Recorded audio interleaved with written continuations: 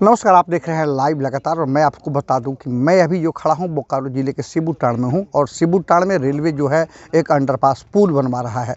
और इस अंडरपास पुल जो बनवा रहा है ये रास्ता जो है तेलगड़िया से लेकर के और तुबकाडी तक जाएगी। तो आप दिखा दें, हम आपको दिखा दें कि आप देख सकते हैं कि ये यही वही पुल है जो कल रात देर शाम को ये पुल जो है गिर पड़ा था। और इसमें लोग जो है पुल धराशायी होने के बाद इसमें करीब आधा दर्जन लोग दब गए थे, जिसमें एक व्यक्ति की मौत हो गई थी और 3-4 लोग गंभीर रूप से जख्मी हो गए थे। तो अब सवाल यह है कि आखिर ये घटना क्यों घटी। यहाँ के चश्मदीद गवाह भी हमारे साथ, हम उनसे भी आपको रूबरू कराएंगे कि आखिर इन लोगों का कहना क्या है।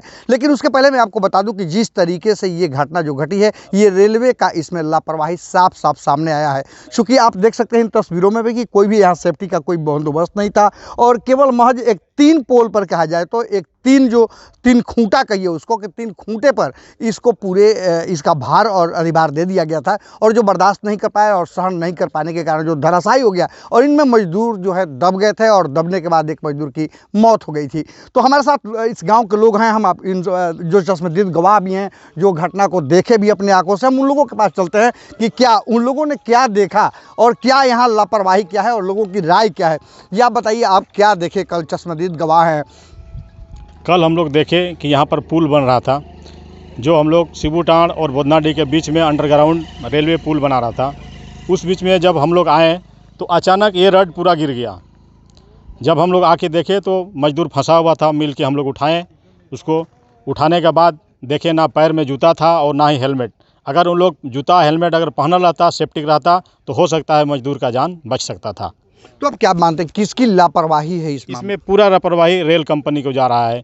कृषि इंटरप्राइजेज ये काम को लिया था और उसका कोई उच्च अधिकारी बड़ा साहेब कोई यहाँ पर था नहीं। लेबर लोग और छोटा ठेकेदार अपना काम करवा रहा था। उसमें कम से कम रेट दे के 300 का रेट में सबको काम करवाता था और जूता और हेलमेट एकदम नहीं था। तो देखिए, बेशक कहा जा सकता है कि जहाँ सेफ्टी नहीं है वहाँ दुर्घटना आम स्वाभाविक भी है। और ऐसे स्थिति में कहा जा सकता है कि जहाँ इस तरह के बड़े काम चल रहे हों तो रेलवे के प्रोटोकॉल भी को करना पड़ता है।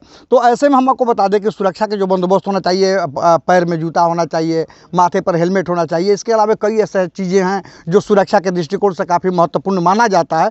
तो जो रेलवे के द्वारा इस बार यहाँ नहीं किया गया था और जिसका खामियाजा जो है रेलवे भी और स्थानीय लोग भी और मजदूर भी भुगत रहे हैं। आने वाले दिन में आज तो ये कहा जा सकता है कि आज ये छोटी सी घटना घटी है, लेकिन आने वाले दिन में एक बहुत बड़ी घटना इसलिए घट सकती है कि यहाँ के गांव के लोगों को यहाँ रहना है और गांव के लोगों का इसका उपयोग करना है। हो सकता है भविष्य में अगर धराशायी हो तो गांव के लोगों की भी जाने जा सकती है। लेकिन चश्मदीद गवाह हमारे साथ और है। क्या नाम हुआ आपका?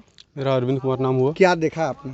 कल मैंने देखा कि एक आदमी, मतलब मैं जब आया था तब एक आदमी दबा हुआ था, उसे निकाला जा रहा था, निकाल के हॉस्पिटल ले जाया गया। जो सामने मुझे कितने लोग दबे थे इस?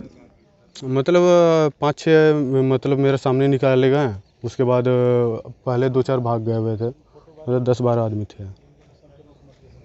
तो बेशक ही कहा जा सकता है कि जिस तरीके की लापरवाही जो है और लापरवाही के कारण लोगों की जानें गई है और मजदूर की जान गई है और कई मजदूर घायल भी हैं।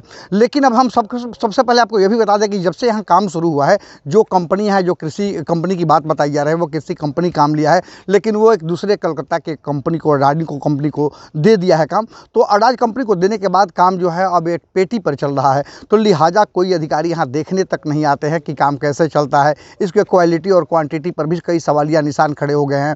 तो ऐसी स्थिति में यह कहा जा सकता है कि ये पुल जो है बालू के भीत के बराबर खड़ा किया जा रहा था और लिहाजा मजदूर की जानें चली गई और कई मजदूर जख्मी हो गए। लाइव लगातार बोकारो से दिनेश कुमार पांडे।